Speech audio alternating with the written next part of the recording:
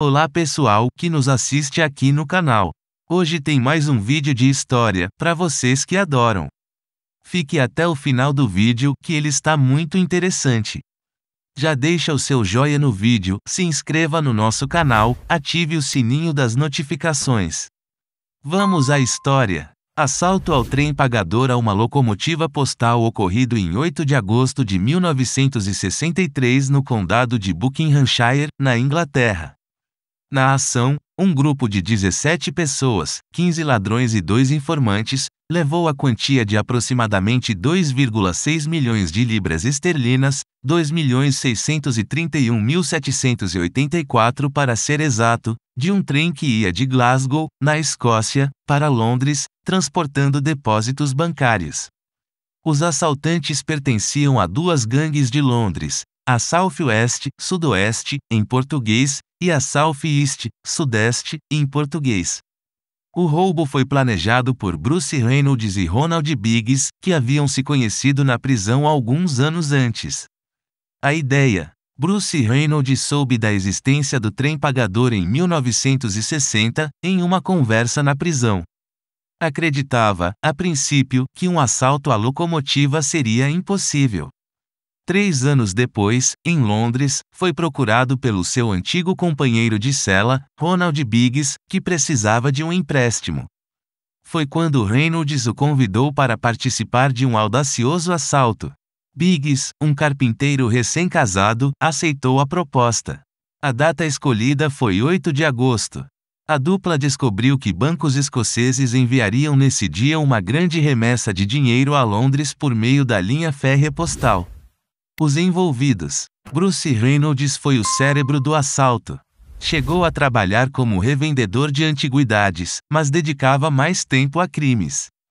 Ronnie Biggs também já havia participado de alguns delitos. Junto com a dupla, outras pessoas estiveram envolvidos no assalto, seja antes, durante ou depois do evento. Confira a lista com alguns deles: Bill Boal, engenheiro; Bob Velk, dono de uma boate; Brian Field, advogado, responsável pela compra da fazenda Leatherslade, usada como esconderijo; Charles Wilson, atuou como tesoureiro.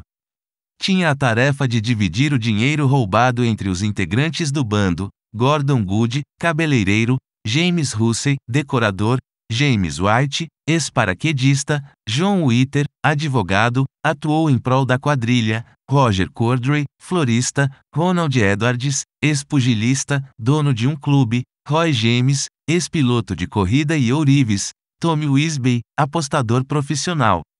Roubo do século, assalto ao trem pagador completa 59 anos.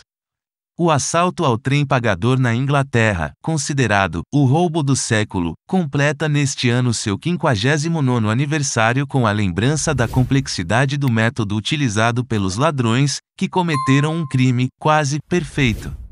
A precisão milimétrica e a preparação cuidadosa foram os ingredientes para que 17 criminosos, 15 ladrões e 2 informantes, entrassem para a história na madrugada do dia 8 de agosto de 1963 ao interceptar e roubar o conteúdo de um dos trens mais famosos do Reino Unido, que levava depósitos bancários da Escócia para Londres.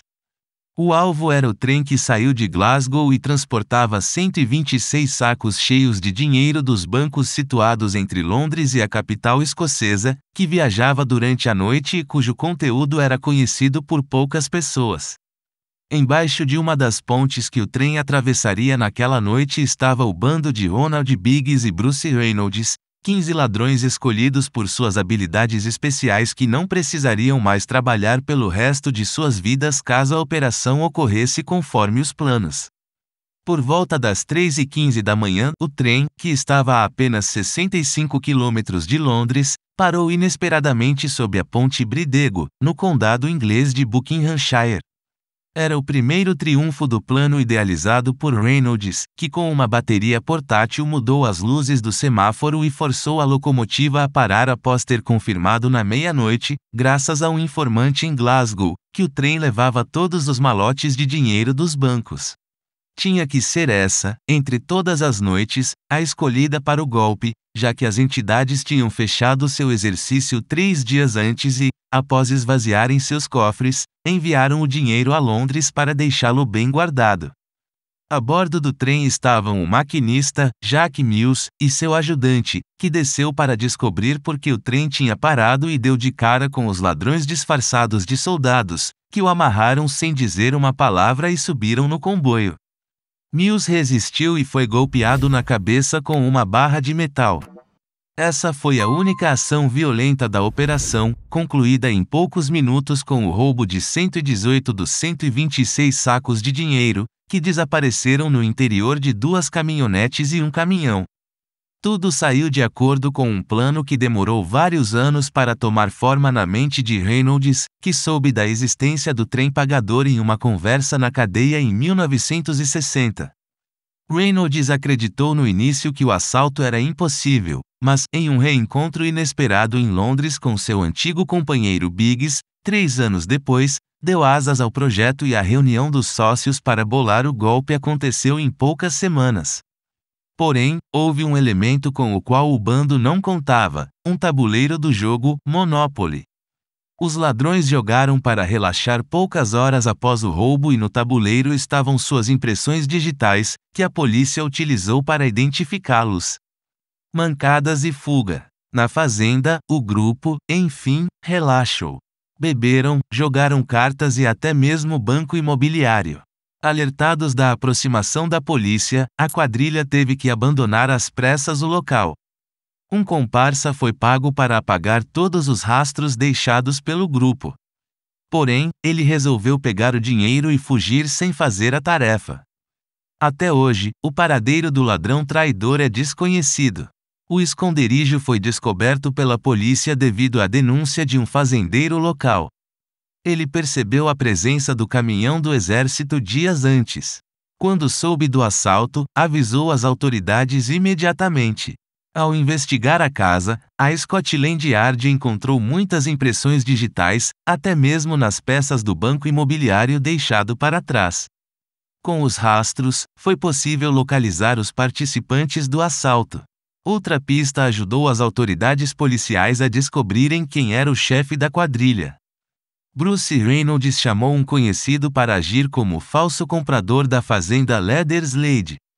O problema é que o amigo usou o seu verdadeiro nome na transação, além de contratar um escritório de advocacia para intermediar as negociações.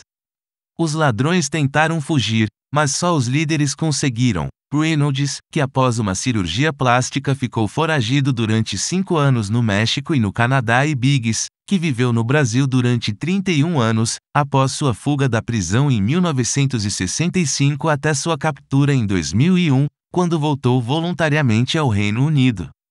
Biggs teve um filho com uma dançarina chamada Raimunda de Castro, Michael Biggs, que ficou famoso no Brasil após integrar o grupo musical infantil Turma do Balão Mágico.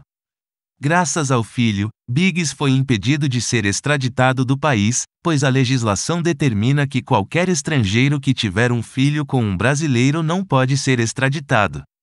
Eles são os nomes da lenda, reverenciados por aqueles que sonham com o crime perfeito e lembram que do assalto milionário, avaliado hoje em 47,5 milhões de euros, só foi recuperada uma pequena parte. Roger Cordray avisou sobre a chegada do trem, entre outros que completaram o bando que inspirou vários filmes. Buster, Procura-se um Ladrão, 1988, foi assessorado pelo próprio Reynolds e é o filme mais fiel. Outro longa-metragem, 11 Homens e um Segredo, 2001, conta a história de um bando que realizou um roubo que parecia impossível, não na Inglaterra, mas nos cassinos de Las Vegas, com George Clooney e Brad Pitt como protagonistas. Esse foi o vídeo de hoje, galera, espero que tenha gostado. Obrigado por assistir até aqui. Deixa o seu joinha no vídeo, se inscreva no nosso canal, ative o sininho das notificações. Vou ficando por aqui. Até a próxima, um grande abraço e até logo.